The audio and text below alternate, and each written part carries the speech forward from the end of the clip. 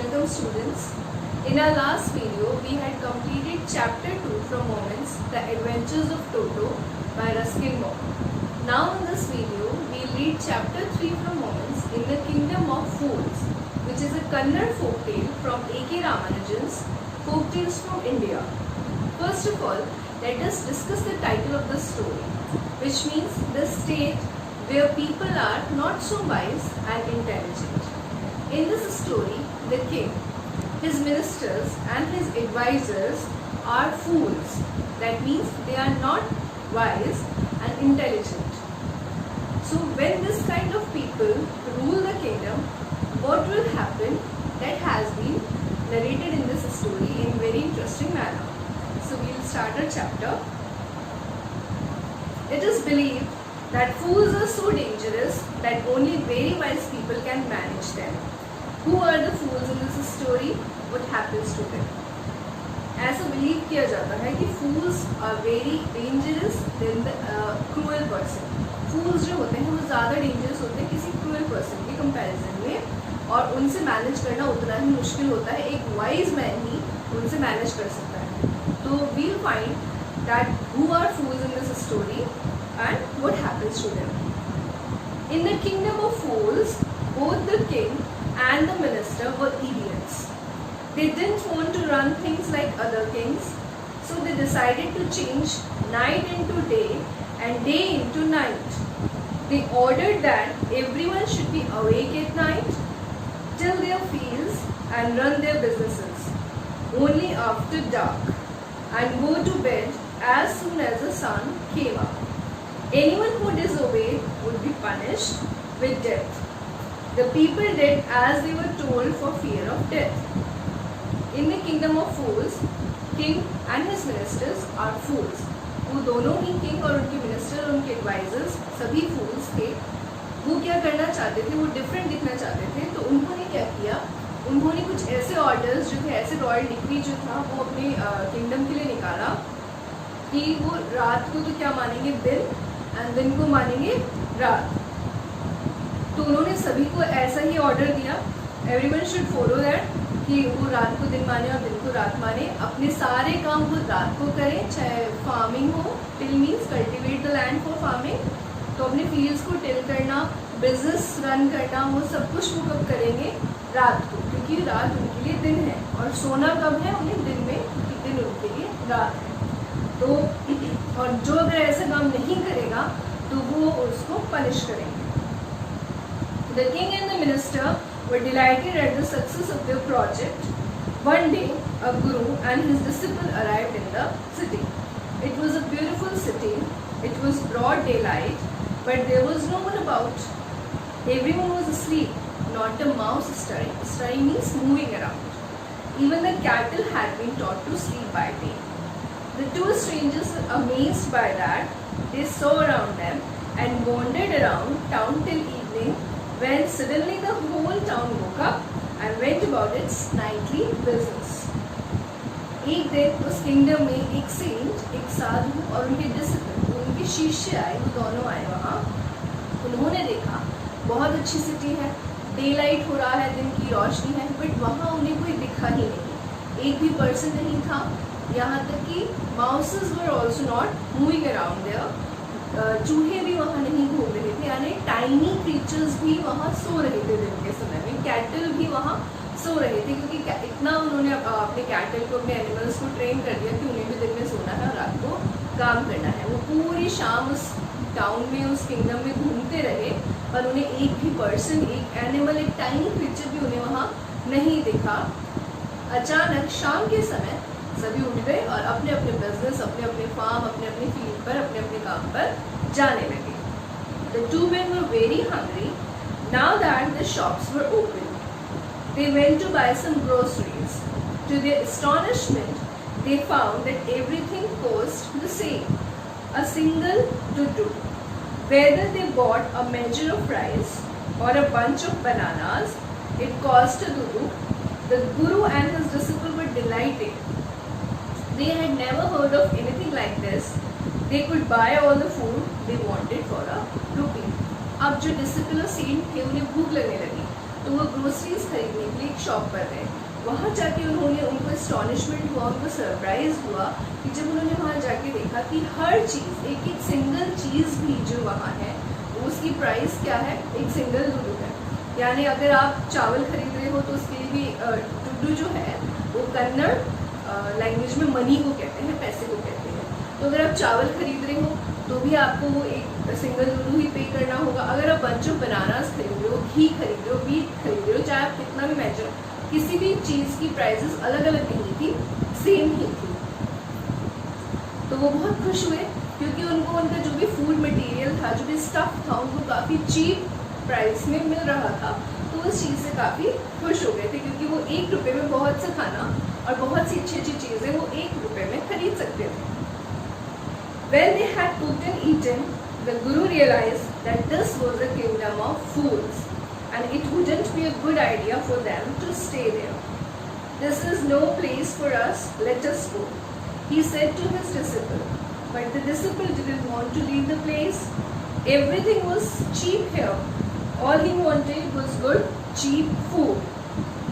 जब उन्होंने खाना बनाया, सेंट और उनके डिसिपल ने जब उन्होंने खाना बनाया, खाया, तो उनके जो सेंट थे वो बहुत वाइज थे, बहुत इंटेलिजेंट थे, जो गुरु थे, उनको ये रियलाइज़ हुआ कि ये प्लेस हमारे लिए नहीं है। This is not a kind of place for अस, क्योंकि ये कैसी सिटी है, फूल्स की सिटी है और फूल्स बहुत डेंजरस होते हैं, तो किसी को भी नुकसान पहुंचा सकते हैं। हमें ये नहीं पता कि वो आगे फ्यूचर में हमारे लिए क्या करें, तो हमें यहाँ से चलना चाहिए, we should leave from here. But जो उनके डिसिपल थे वो वहाँ से नहीं जाना चाहते थे। क्यों?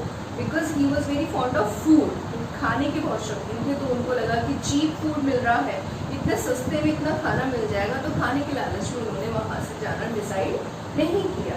The Guru said, they are all fools, this won't last very long and you can't tell what they will do to you next. ये सबके सब फूल हैं, मूर्ख हैं, और हम ये प्रिडिक्ट नहीं कर सकते कि अगले कुछ टाइम में हमारे लिए हमारे साथ क्या कर सकते हैं या क्या कर देंगे हमारे साथ। But the disciple wouldn't listen to the Guru's wisdom. He wanted to stay.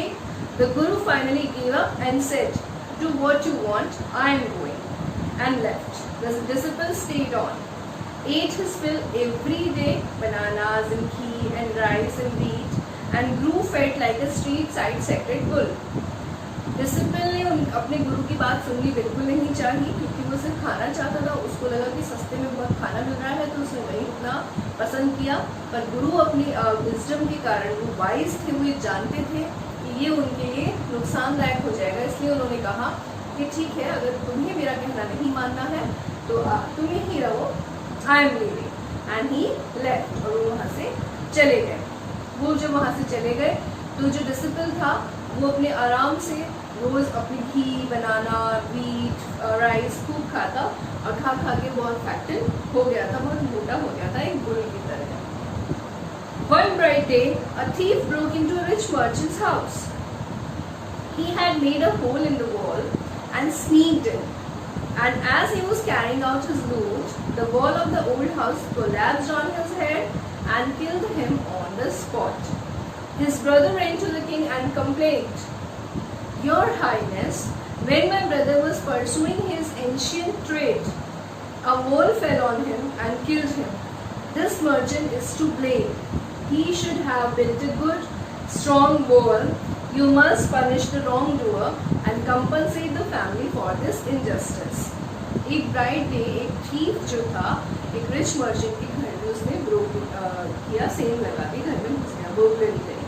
He had made a hole in the wall, दीवार में एक छेद बनाया, and sneaked in. Sneaked in means to go very quietly, चुपचाप उसमें अंदर घुस गया। जब वो सारी चोरी कर चुका था, when he was leaving with his stuff of loot, अपने उस सामान के साथ वो बाहर जब जा रहा था, the wall of the old house collapsed on his head and he died. जो पुरानी दीवार थी उस घर की, वो गिर गई सडनली उसके सिर पे और वो मर गया। जब वो मर गया तो उसके जो ब्रदर था वो कहाँ गया, भाग के सीधे राजा के पास गया।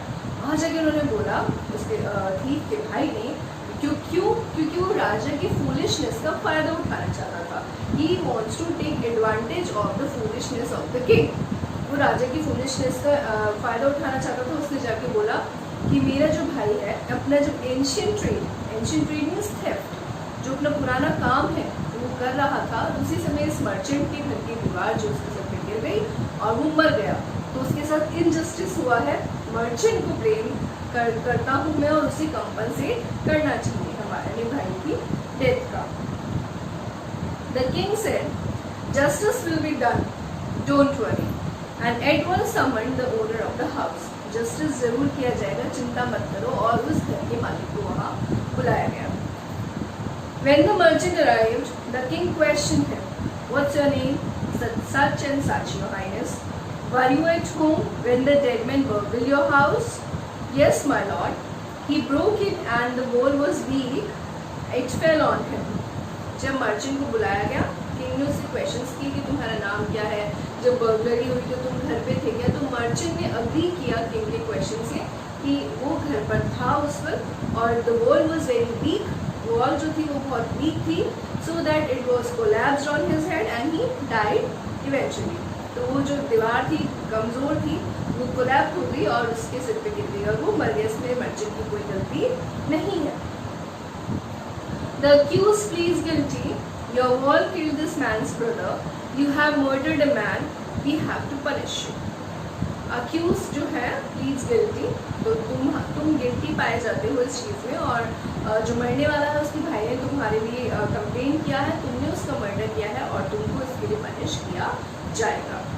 Lord, said the helpless merchant, I didn't put up the wall. It's really the fault of the man who built the wall. He didn't build it right. You should punish him. Who is that? My lord, this wall was built in my father's time. I know the man. He is an old man now. He lives nearby. अब जब merchant पे सारा blame आ गया, तो merchant ये जानता था कि किंग बहुत फूलिश है, तो वो कोई भी अगर एक्सक्यूज बनाएगा तो किंग उसकी बातों में आ जाएगा, तो हो सकता है वो बच जाए। तो वो एक्सक्यूज देता है कि मेरी इसमें कोई गलती नहीं है, दीवार पुरानी है, मेरे पिताजी के टाइम पे दीवार बनवाई गई है, और जो दीवार बनाई गई है वो बनाई ही इतनी कमज़ोर गई है, तो ये जो गलती है वो उस पर्सन की है जिसने ये दीवार बनाई है। उसने इतनी कमज़ोर दीवार बनाई कि वो गिर गई। The king sent out messengers to bring in the bricklayer who had built the wall. They brought him tied hand and foot. अब किंग ने मैसेंजर्स को भेजा उस ओल्ड मैन को लाने के लिए, क्योंकि उसके फादर के टाइम उसने दीवार बनाई थी, तो वो ओल्ड एज का हो गया। तो उसने जो भेजा किंग ने कि उस ओल्ड मैन को बुला के लाओ, तो वो ओल्ड मैन आया, उसने उसको अक्यूज किया। You there, did you build this man's wall in his father's time? Yes, my lord, I did. वो एग्री करता है कि yes, I made the wall in his father's time. What kind of a wall is this that you built? It has fallen on a poor man and killed him. You have murdered him. We have to punish you by death. तुम्हारी वजह से वो कमज़ोर दीवार एक poor आदमी पे गिर गई और वो मर गया, तो तुमको इसके लिए पनिश किया जाएगा। Before the king could order the execution, the poor bricklayer pleaded, "Please listen to me before you give your orders.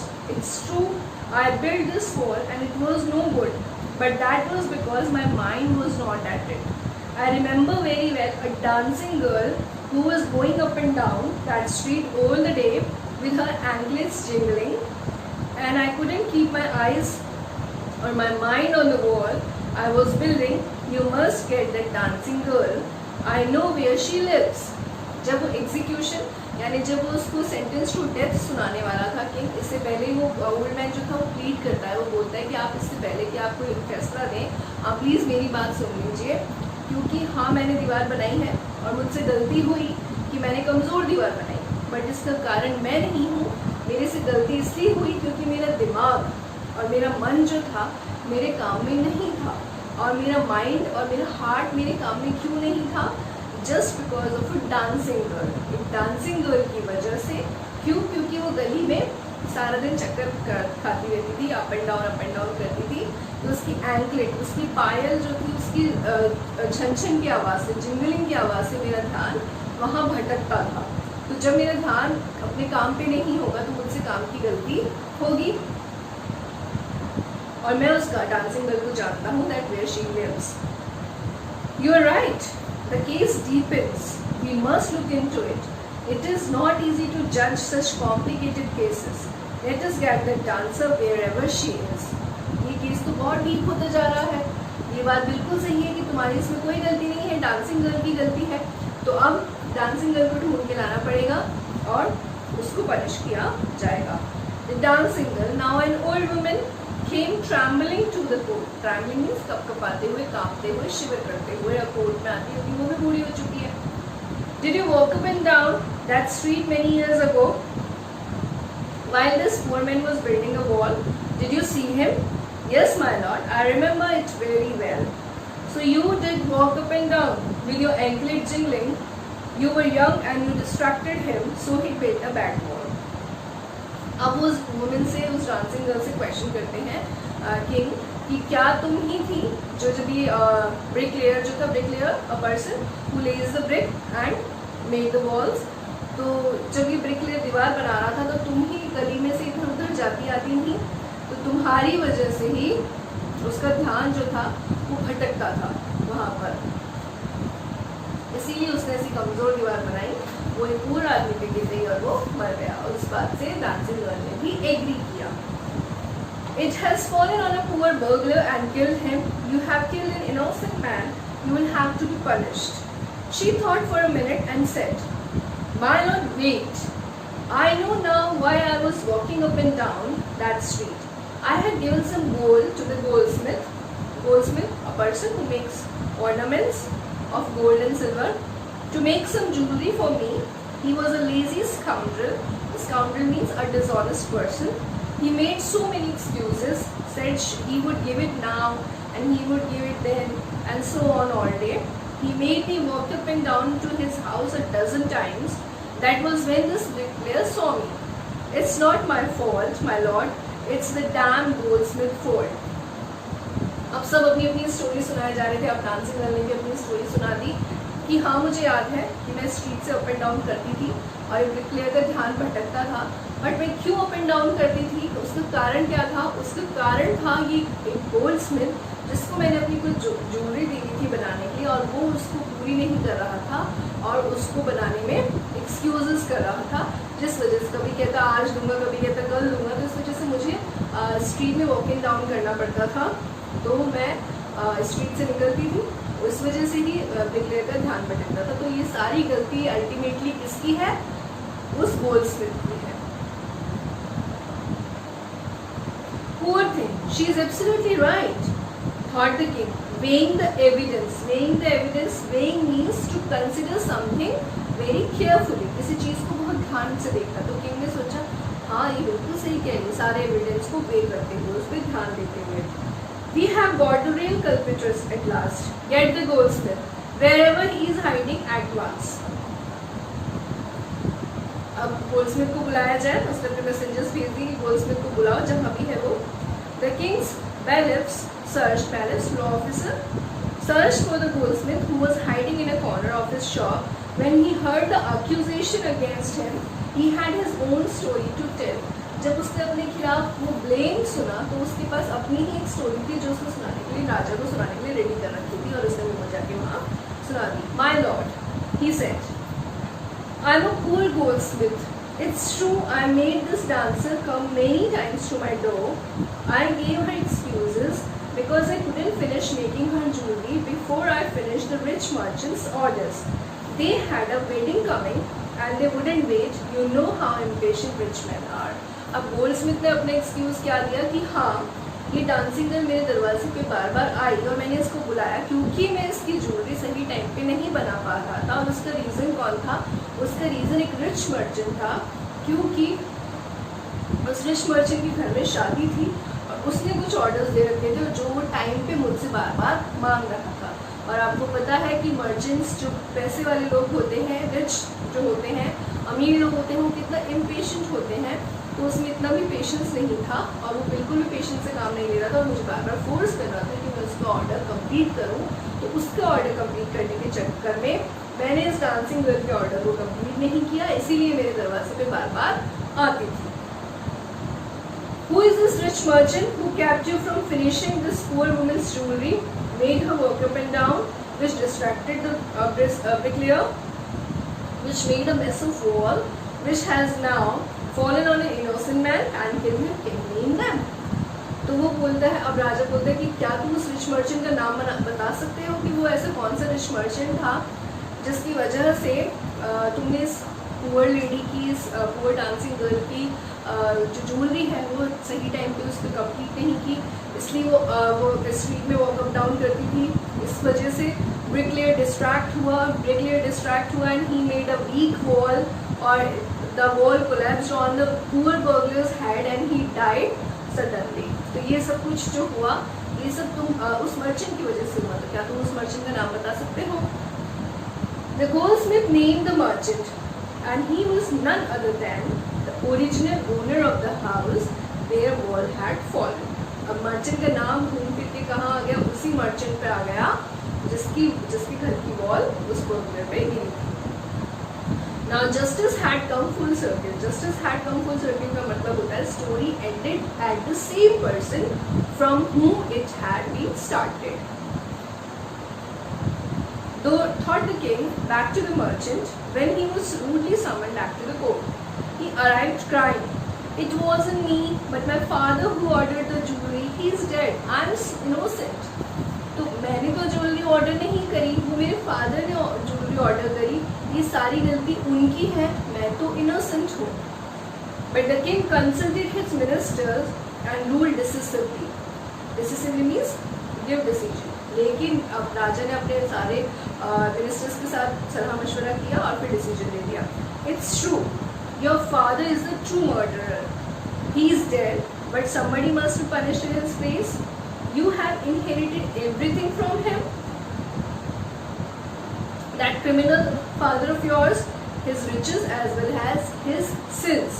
I knew it was even when I first set eyes on you that you were at the root of this horrible crime. You must try. उसने अपने ministers के साथ सलाह मशवरा किया, फिर उसने बोला कि हाँ ये बात बिल्कुल सही है कि तुम्हारी कोई गलती नहीं है, जो रियल कल्प्रिट है वो कौन है? तुम्हारे फादर है। But now he is dead, तो किसी न किसी को तो उसकी जगह पे पनिशमेंट मिलना चाहिए। तो अगर you inherited everything from your father, तुमने अपने फादर से सारी चीज़ इनहेरिट करी, सारी चीज़ अपने नाम करी, प्रॉपर्टी है, पैसा है, बिजनेस है, जो कुछ भी है वो इनहेरिट किया है अपने फादर से, तो आपको अपने फादर के सिन भी इनहेरिट करने पड़ेंगे, अपने फादर के पाप भी आपको इनहेरिट करने पड़ेंगे और आपको ही पनिशमेंट लेना पड़ेगा अपने फादर की जगह पे, और ये तुमको पढ़ना पड़ेगा। And he ordered a new stake. Stake होता है post with a sharp pointed used to pierce through something. Stake ऐसी जगह जहाँ पे कुछ ऐसा शार्प से पॉइंटेड ऑब्जेक्ट होता है, sharp something. And he ordered a new stake to be made ready for the execution. As a servant sharpened the stake and got it ready for the final impaling of the criminal, it occurred to the minister that the rich merchant was somehow too thin to be properly executed on the stake. He appealed to the king's common sense. The king too worried about it. फिर उसने एक नया stake order किया जहाँ पे execution, जहाँ पे दंड मिलने वाला था। जब सर्वेंट्स स्टेक को शार्पन कर रहे थे और जब फाइनली वो इम्पेलिंग के लिए रेडी कर रहे थे, impaling to push a sharp object, sharp pointed object through something, it occurred to the minister. तो मिनिस्टर को लगा कि जो मर्चेंट है तो बहुत पतला है और ये स्टेक में फिट नहीं हो पाएगा, तो स्टेक में फिट नहीं हो पाएगा, ये बात उसने जाके अपने राजा को बताई। राजा भी बहुत वरिड हो गया। What shall we do? He said. Well, suddenly it struck him that all they needed to do was to find a man fat enough to fit the stake. The servants were immediately sent all over the town looking for a man who would fit the stake, and their eyes fell on the disciple who had fattened himself for months on bananas and rice and wheat and ghee. अब जब stake इतना foolish है उस kingdom के and ministers कि उनको लग रहा है कि मर्चेंट जो है वो इतना थिन है कि वो स्टेक पे नहीं आ सकता, तो अब उन्होंने सोचा अब क्या करें, पनिशमेंट तो किसी को देना ही है, तो उन्होंने सोचा कि ऐसा पर्सन लाया जाए जो इतना एनफ फैट हो कि वो स्टेक पर फिट हो जाए। तो उसने अपने मैसेंजर्स जो थे भेज दिए सब जगह कि ऐसा फैट पर्सन ढूंढ के लेकर आओ जो स्टेक में फिट हो जाए। अल्टीमेटली वो लोग कहाँ पहुँचे, उस डिसिपल पर, उस सेंट के शिष्य पर, जहाँ गुरु गया था, गुरु चले गए थे, तो जहाँ महीनों से उसने बनानास, बीट, राइस, घी खा करके अपने आप को बहुत मोटा कर लिया था, तो उसके जो मैसेंजर्स थे उनकी नज़र कहाँ पड़ गई, उसी डिसिपल पर पड़ गई और वो उसको वहाँ ले आए। तो इतने फूलिश उसके किंगडम के किंग है। What have I done wrong? I am innocent. I am a सन्यासी, he cried. मैंने क्या गलत किया है, मैं तो इनोसेंट हूँ, मैं तो मासूम हूँ, मैंने कुछ नहीं किया, मैं कोई गिल्टी नहीं हूँ, मैं तो एक सन्यासी हूँ। This may be true, but it's the royal decree. Decree means order. That we should find a man fit enough to fit the stake. ये एक रॉयल डिक्री है कि हमें एक ऐसा पर्सन चाहिए that fit into that stake which is ready for the punishment. They said and carried him to the place of execution. वो वहाँ उसको कहा और उसको execution के place पर ले गए. He remembered his wise guru's word. This is the city of fools. अब जब उसका एग्जीक्यूशन होने वाला है, जब उसको अपने वाइज गुरु की जो विजडम वाली बातें थी वो याद आ रही है, that this is not a kind of place for us, this is the city of fools, so we should leave from here. This is a city of fools, you don't know what they will do next. While he was waiting for death, he prayed to his guru in his heart, asking him to hear his cry. Wherever he was, the guru saw everything in a vision. He had magic powers. He could see far and he could see the future as he could see the present and the past. He arrived at once to save his disciple who had got himself into such a scrap मतलब a difficult situation through love of food. फिर उसको अपने गुरु की बातें याद आई, वो मन ही मन अपने गुरु को याद करने लगा, वो उनसे प्रे करने लगा कि वो जहाँ भी है उसकी मदद के लिए आए और उसको वहाँ से बचाएं, क्योंकि गुरु के पास मैजिक पावर्स थी। वो विजन में देख सकते थे फ्यूचर को, पास्ट को, प्रेजेंट को। तो उन्होंने ये देख लिया था कि उनका जो डिसिपल है वो बहुत मुसीबत में फंस गया है और उसने अपने खाने के प्यार के पीछे, लव ऑफ फूड के पीछे उसने अपने आप को एक डिफिकल्ट सिचुएशन में फंसा दिया है। As soon as he arrived, he scolded the disciple and told him something in a whisper. Then he went to the king and addressed him, "O wisest of kings, who is greater, the guru or the disciple?" वो आए, उन्होंने अपने disciple को पहले बहुत scold किया, डांटा, उनको कुछ विस्पर धीरे धीरे फुसफुसा के उसके कान में कुछ कहा और फिर राजा के पास गए। वहाँ जाके बोले, "ओ वाइजेस्ट किंग, ओ बुद्धिमान राजा, ये बताओ कि ग्रेटर कौन है, गुरु ज़्यादा बड़ा है कि डिसिपल ज़्यादा बड़ा है?" Of course the guru, no doubt about it. Why do you ask? Then put me to the stake first. Put my disciple to death after me. तो राजा ने कहा कि कौन बड़ा है, इसमें भी कोई दोराहे की बात है, गुरु बड़ा होता है। तो उन्होंने कहा कि ठीक है, अगर गुरु बड़ा है तो पहले मुझे स्टेक पे डालो, मेरे बाद मेरे डिसिपल को डालना। When the disciple heard this, he understood and began to clamor. Clamor मतलब होता है to insist on something, किसी चीज़ पे दबाव बनाए रखना। Me first, you brought me here first. Put me to death first, not him. मुझे पहले स्टेक पे डालो, तुम मुझे पहले स्टेक पे लाए थे, मुझे स्टेक पे डालो, गुरु को मत डालना। The guru and the disciple now got into a fight about who should go first. The king was puzzled by this behavior. He asked the guru, "Why do you want to die?" We chose him because we needed a fat man for the stake. अब गुरु और जो disciple थे उन्होंने आपस में लड़ाई शुरू कर दी कि स्टेक पे फर्स्ट हम जाएंगे, स्टेक पे फर्स्ट हम जाएंगे। तो राजा जो था वो उनके इस बिहेवियर से बहुत पजल हो गया। फिर उसने गुरु से पूछा कि आप क्यों स्टेक पे फर्स्ट जाना चाहते हो? हम तो आपके डिसिपल को इसलिए लाए हैं क्योंकि हमें एक फैट मैन चाहिए जो स्टेक में फिट हो जाए, तो आप क्यों पहले जाना चाहते हैं? You shouldn't ask me such questions. Put me to death first, replied the guru. आपको मुझसे ऐसे क्वेश्चंस नहीं पूछने चाहिए, मुझे आप स्टेक पे डालो। Why? There is some mystery here. As a wise man, you must make me understand. क्यों ऐसी कोई मिस्ट्री है? आप वाइज मैन होने के नाते मुझे ये समझा सकते हो कि क्या मिस्ट्री है इसके पीछे। Will you promise to put me to death if I tell you? Asked the guru. The king gave him his solemn word. Solemn means serious word. तो गुरु ने कहा अगर मैं आपको सच्चाई बता दूंगा तो क्या आप मुझे स्टेक पे पहले डालोगे? तो राजा ने कहा कि हाँ, अगर तुम मुझे सच्चाई बता दोगे तो आपको ही स्टेक पे फर्स्ट डाला जाएगा। Sorry. The Guru took him aside out of the servants' earshot and whispered to him. फिर गुरु सर्वेंट से दूर लेके चले गए राजा को और फिर उनको कुछ फुसफुसा के बताने लगे. Do you know why we want to die right now, the two of us? We have been all over the world, but we have never found a city like this or a king like you. That stake is the stake of the God of justice. It's new. It has never had a criminal on it. Whoever dies on it first will be reborn as the king of this country, and whoever goes next will be the future minister of this country. We are sick of our ascetic life. Ascetic life means without physical pleasures, religious life. It would be nice to enjoy ourselves as king and ministers for a while. Now keep your word, my lord, and put us to death whom first remember. अब वो बताते हैं, do you know why we want to die right now? आप जानते हैं कि हम क्यों मरना चाहते हैं? क्यों इसलिए मरना चाहते हैं कि जब हम इस सिटी में आए थे तो ये सिटी हमें बहुत पसंद आई थी. ये बहुत ब्यूटीफुल सिटी है, नई सिटी है. आप जैसे राजा नहीं देखे, आप जैसे सिटी नहीं देखी हमने, तो हमने ये सोचा था जो, और ये जो स्टेट है, ये state just God of justice है, न्याय का भगवान है.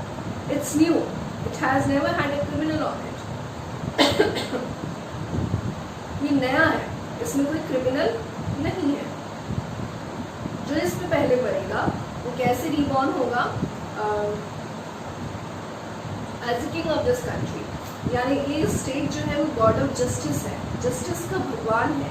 तो जो इस स्टेट पे पहले, और ये नया है, इसमें कोई क्रिमिनल अभी बनाया था उन्होंने, तो ये नया है, इसमें कोई क्रिमिनल नहीं आया है अभी तक.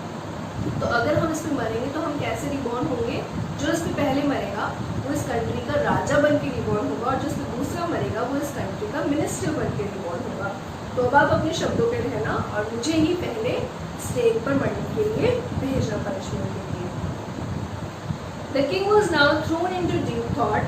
He didn't want to lose the kingdom to someone else in the next round of life. He needed time, so he ordered the execution postponed to the next day and talked in secret with his ministers. It's not right for us to give over the kingdom to others in the next life. Let us go on the stake ourselves and will be reborn as king and minister again. Holy men do not rise, he said, and the ministers agreed. अब राजा बहुत गहरी सोच में पड़ गया. वो ये kingdom को छोड़ना नहीं चाहता था, किसी और के हाथों में नहीं देना चाहता था. अगले जीवन में भी वो ही इस किंगडम का राजा बनना चाहता था. तो गुरु की बात ने उसके दिमाग में बहुत स्टक किया कि अगर ये एग्जीक्यूशन हो जाता है तो गुरु और डिसिपल जो है वो राजा और मंत्री बन जाएंगे.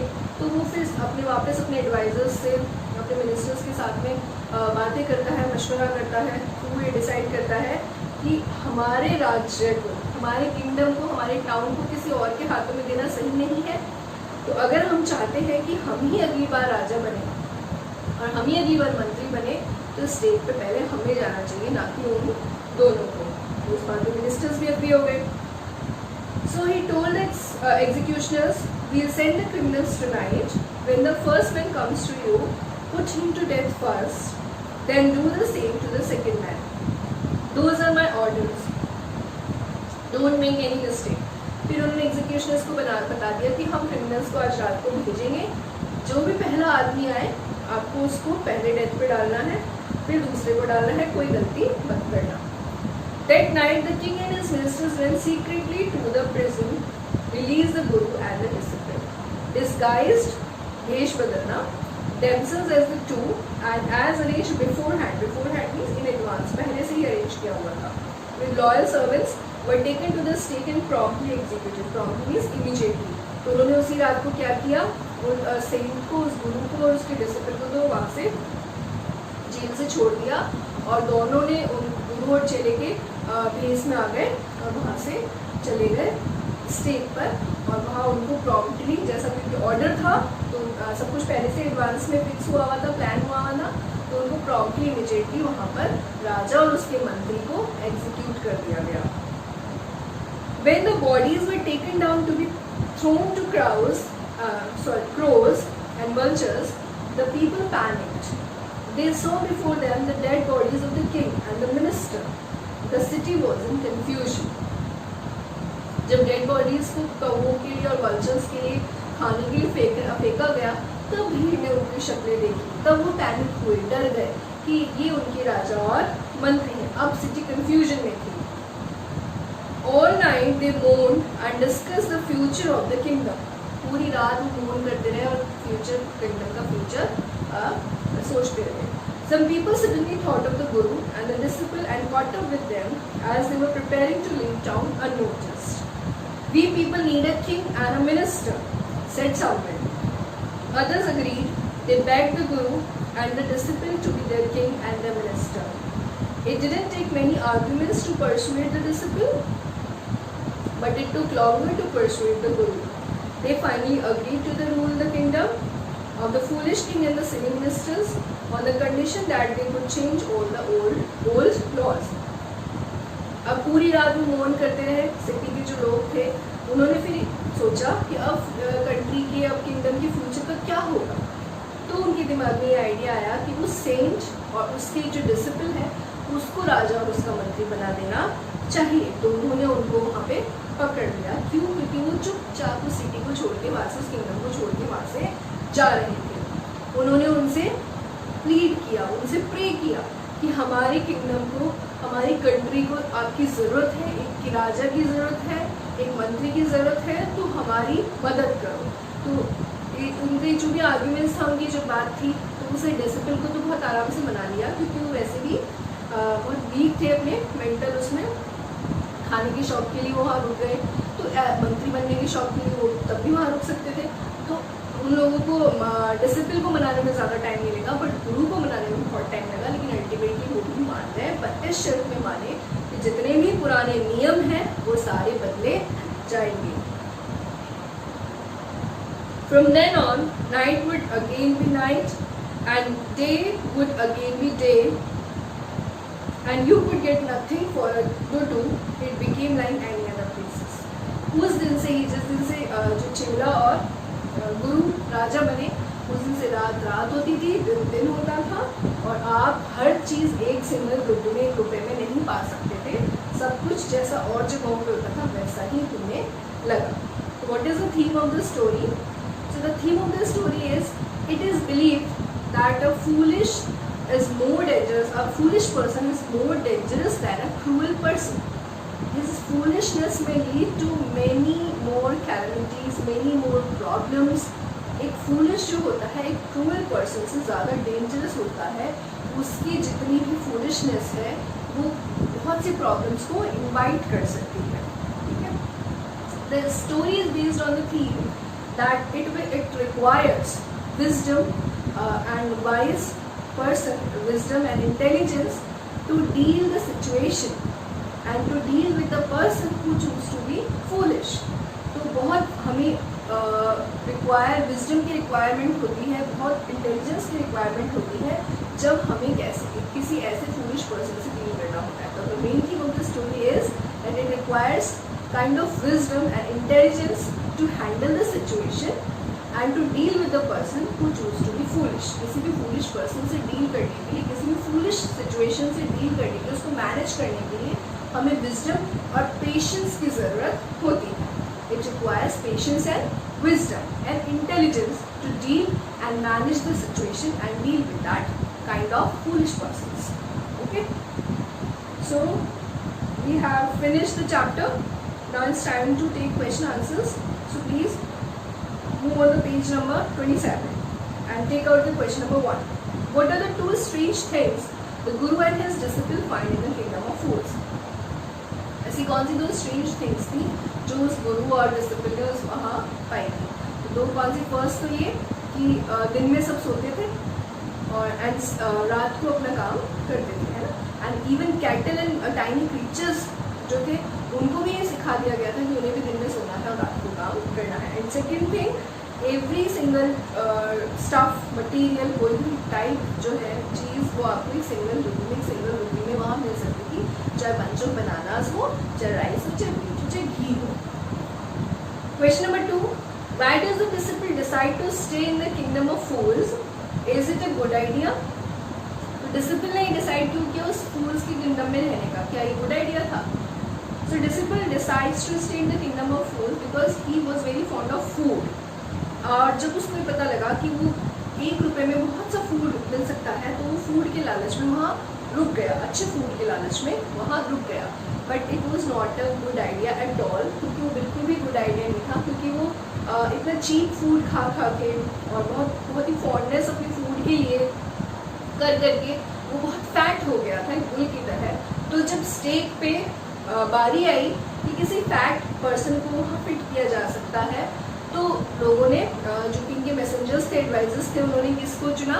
उस डिसिपल को चुना, क्योंकि वो इतना खा के मोटा हो चुका था, उस स्टेज पे वो नहीं फिट हो सकता. Now question number 3. Name all the people who were tried in the Kings court and give the reasons for their trial. उन सारे लोगों के नाम बताइए जिनको ट्रायल के लिए वहाँ बुलाया गया. तो सबसे फर्स्ट वो रिच मर्चेंट आया था, जिसकी वॉल जो थी कोलैप्स हुई थी. सेकेंड, दैट ब्रिकलेयर, जिसको किसने अक्यूज किया था? Merchant accuse the bricklayer. That bricklayer comes और वो अपनी स्टोरी सुनाता है. Bricklayer accuse the dancing girl. ठीक है, डांसिंग गर्ल को अक्यूज करता है and dancing girl told her story on, वो अपनी स्टोरी सुनाती है. And the dancing girl accused the goldsmith, goldsmith को अक्यूज करती है. Goldsmith told his story also, वो अपनी स्टोरी सुनाता है. एंड अल्टीमेटली फिर वो किसको अक्यूज करता है? Goldsmith accused that rich merchants father, वापस उसी मर्चेंट के फादर को अक्यूज करता है कि उसकी घर में शादी थी, तो उसने पैसे ज्वेलरी बनाने के मुझे फोर्स किया और तो मैं डांसिंग गर्ल की ज्वेलरी नहीं बना पाया. उसकी ज्वेलरी नहीं बना पाया तो वो अप एंड डाउन करती थी स्ट्रीट में, वो अप एंड डाउन करती थी, तो ब्रिकलेयर का ध्यान भटकता था. ब्रिकलेयर का ध्यान भटका, he made the weak wall and उसने कमजोर दीवार बनाई and the wall collapsed on that burglar's head and he died. Question number 4. Who is a real culprit according to the king? Why does he escape punishment? Real culprit कौन था according to the king? So according to the king, the real culprit was the rich merchant's father who was dead. उस rich merchant का father था जो मर चुका था. Why does he escape punishment? वो punishment से कैसे बच गया? तो वो punishment से ऐसे बच गया, rich merchant's father जो था real culprit, वो कैसे बच गया? Because he was dead, तो उसको तो punishment मिल नहीं सकता. अब उसके बेटे को मिलना था, तो वो रिच मर्चेंट कैसे बच गया? क्योंकि he was too thin to fit in that state. वो बहुत पतला था उस स्टेट में फिट होने के लिए. तो किंग ने कहा कि we should find a fat man who can fit at that state. जो हमको एक मोटा आदमी चाहिए जो उस स्टेट पर फिट हो सकता है. तो इस तरीके से मर्चेंट बच गया. Question number 5. What are the guru's word of wisdom? When does the disciple remember them? गुरु के विजडम के वर्ड क्या थे और when does the disciple remember them? Disciple को ये कब याद आया? तो गुरु के विजडम वर्ड्स क्या थे?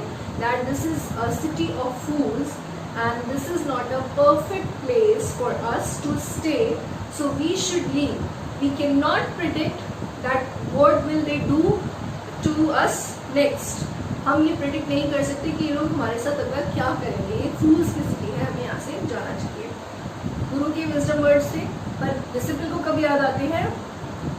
जब उसे स्टेज पर ले जाया जाता है टू बी एग्जीक्यूटेड. उसको एग्जीक्यूट करने के लिए स्टेज पर ले जाया जाता है because he was fat and वो फैट था और उसके स्टेज पर फिट हो रहा था, इसीलिए उसको वहाँ ले जाया जाता है. उस समय उसको अपने गुरु के वर्ड्स याद आते हैं और वो अपने गुरु को याद करता है मन ही मन कि वो उसको बचाने के लिए वहाँ आ जाए. Now question number 6. How does the guru manage to save his disciple's life? गुरु ने कैसे मैनेज किया अपने डिसिपल की लाइफ बचाने के लिए? तो गुरु ये जानते थे that this is a city of fools. The king, his ministers and his advisers are also fools. वो भी फूल है, तो वो they are not so wise and intelligent. वो इतने वाइज नहीं है, इतने इंटेलिजेंट नहीं है, तो वो उसकी बातों में आ जाएंगे. तो गुरु trap the king in his talks. गुरु ने ट्रैप किया, राजा को जाल में फंसाया अपनी बातों के, और उसको ये चीज़ उसके दिमाग में भर दी कि ये स्टेक जो है वो गॉड ऑफ जस्टिस है. इस स्टेक पे जो पहले जाएगा वो राजा बनेगा, जो दूसरा जाएगा वो मिनिस्टर बनेगा. तो इसीलिए राजा के दिमाग में उन्होंने ये बात भर के उसको अपनी बातों में ट्रैप कर लिया और अपने डिसिप्लिन को बचा लिया. तो राजा के दिमाग में जब बात आ गई तो फूलिश तो वो था ही, तो उन्होंने ये डिसाइड कर लिया कि गुरु को और डिसिप्लिन को तो छोड़ दिया जाए और उसके बदले में पहले स्टेज पे कौन जाएगा? राजा. दूसरे पे कौन जाएगा? उसका मिनिस्टर. तो इस तरीके से गुरु जो थे वो राजा को अपनी बातों के जाल में फंसा के और अपने पेशेंस के साथ, अपनी विजडम के साथ, अपनी इंटेलिजेंस के साथ उन्होंने वो सिचुएशन हैंडल कर ली। अभी हमने थीम के बारे में पढ़ा। The main theme of that story is that it requires, foolishness requires patience and wisdom to deal with it. तो ऐसा ही गुरु ने भी किया, उन्होंने पेशेंस दिखाया, अपनी विजडम शो किया, राजा को अपनी बातों में फंसाया और अपने डिसिप्लिन को खुद को से बचा लिया। So we have finished the question answers.